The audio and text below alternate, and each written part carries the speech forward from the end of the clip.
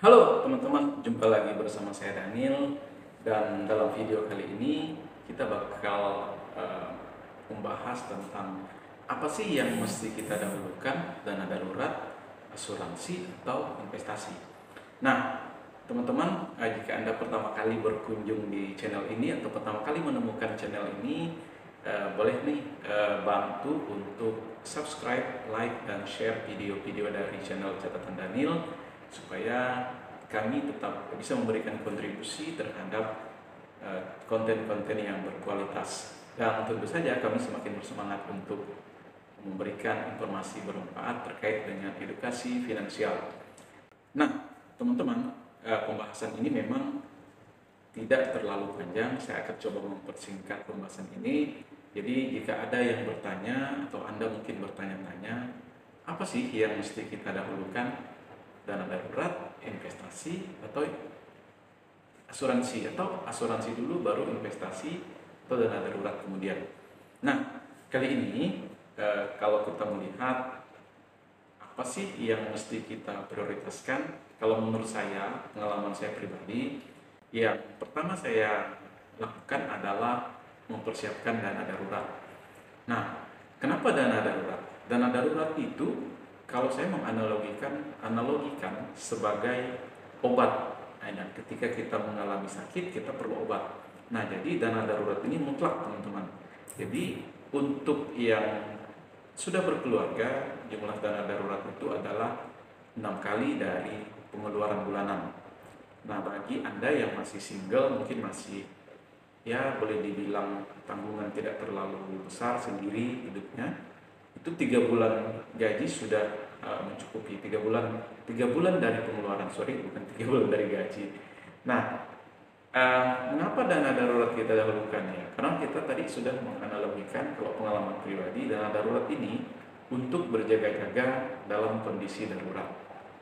Nah, kemudian ketika kita sudah cukup nih dana darurat, atau kita merasa dana darurat kita sudah oke, sudah aman, ya karena dia obat, ya bolehlah kita sudah mulai beranjak atau melangkah ke tahap kedua, yaitu asuransi. Nah, asuransi atau proteksi ini kalau saya analogikan sebagai persiapan, atau kalau boleh dibilang ini ibarat payung. Nah, sedia payung sebelum hujan. Nah, jadi kurang lebih seperti itu, teman-teman. Jadi kalau kita masuk di asuransi atau proteksi ini, ya tentu saja itu untuk melindungi diri kita, melindungi warisan yang akan kita berikan kepada keluarga kita. Nah, kenapa yang kedua mesti asuransi? Ya, kita tahu asuransi itu tidak memiliki batasan, tetapi pembayarannya itu selama kita masih hidup.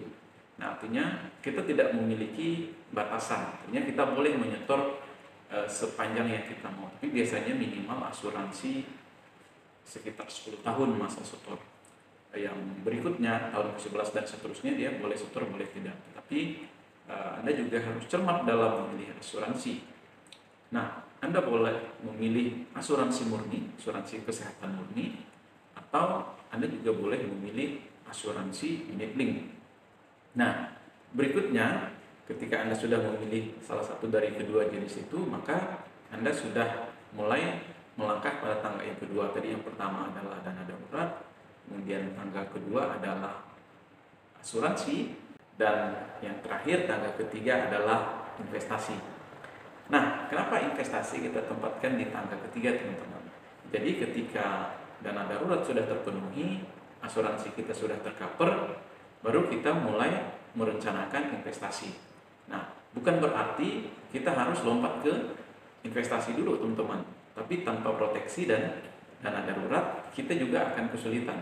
Karena yang namanya investasi itu tentu saja ini dilakukan dalam jangka panjang, yang memang uangnya ini uang yang dingin. Jadi kita kemungkinan nggak mencairkan dalam tempo yang cepat. Berbeda dengan dana darurat tadi, teman-teman. Dana darurat memang untuk berjaga-jaga dalam kondisi emergensi atau kondisi yang darurat. Kalau untuk asuransi jelas buat kita persiapan, teman-teman.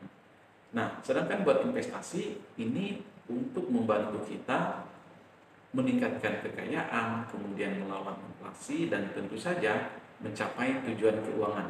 Nah, apa tujuan keuangan Anda? Tentu saja itu berdasarkan preferensi masing-masing. Nah, untuk berinvestasi sebaiknya Anda menentukan dulu atau mencari tahu dulu profil risiko Anda. Jadi ketika Anda sudah tahu profil risiko Anda, ya Anda dengan gampang menentukan Anda mau berinvestasi apakah jangka pendek, jangka menengah, atau jangka panjang. Nah, kalau sudah ketemu profil risikonya, ketemu tujuan investasinya, barulah Anda memilih instrumen investasi.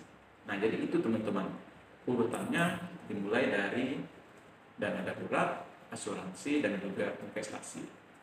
Nah, tentu saja ketiga hal ini bisa Anda lakukan bersamaan, tetapi Anda harus melakukan prioritas dalam membuat mencapai mana yang mau Anda lakukan atau mana yang mau Anda prioritaskan. Kalau berdasarkan pengalaman saya pribadi, saya lebih mengutamakan dana darurat, kemudian asuransi atau proteksi, dan yang terakhir, yang ketiga adalah investasi.